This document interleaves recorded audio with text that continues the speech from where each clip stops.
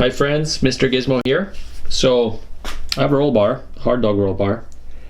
I'm really tall, in case you don't know. I'm 6'3", and I wanted to take the car on the track. Wife and I kind of discussed, we're keeping the car. It is very low mileage, but I said, nah, if we're keeping it, I'm trying it. The reason I went with the two bars rather than the single diagonal would actually run from somewhere around here to that corner. It limits some of the space behind the passenger seat, and then I believe it has to run kind of through here, so you can't replace some of the internal trim and plastics, and I wanted to keep as much of it in as possible. So you can see that there are holes cut around the bar, which fits relatively well. So it was fun. I did it with a Fiat club. The advanced group consisted of a Ferrari 488 race car, which was really awesome. The GT3 Cup challenge car, a built-out GTO, and the 911 Turbo with some work done to it. So all of those cars were 500 plus horsepower on slicks with aero, and then there was me in this little thing on street tires, Michelin Plus 4S's, and 309 pads. Didn't run the car too hard. I was actually there like instructing. I was helping some folks in the Fiat Club, and we ran most of the day clockwise. It was Thunderhill East, which is not kind of a standard direction you run that in. It was actually brand new to probably 99% of the drivers there. But it was fun. The car does need some work to be trackable, but it was very stable and very fun. I think at some point I started smelling like really high temperatures in the oil. I know it's kind of weird to say, but I wish this car had a gauge for oil temperature, but it does not. And this car does not have a stock oil cooler, which I think is a little problematic. So to properly run it on track, you do need an oil cooler setup. I think you'll definitely benefit from that. This car is definitely underpowered, you know, having a passenger in, but it was still fun. It was still fun to take it out and test it out.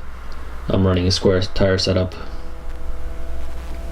and I got about 2.2 degrees camber, both front and rear, 8th total toe in the back and 0 in the front.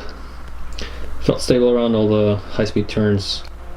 I played with the damping on the Ohlins a little bit to stabilize it. 8 clicks from hard on the front and 10 in the back. Nothing too crazy.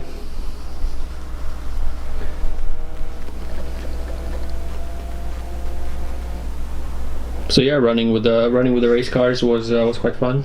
The intermediate and the beginner group were quite large, so we did some lead follows, and then I took a bunch of people in the passenger seat just to show them around and show them good habits, so to speak. I didn't really slide the car around too much. And then I decided to play with a Z4.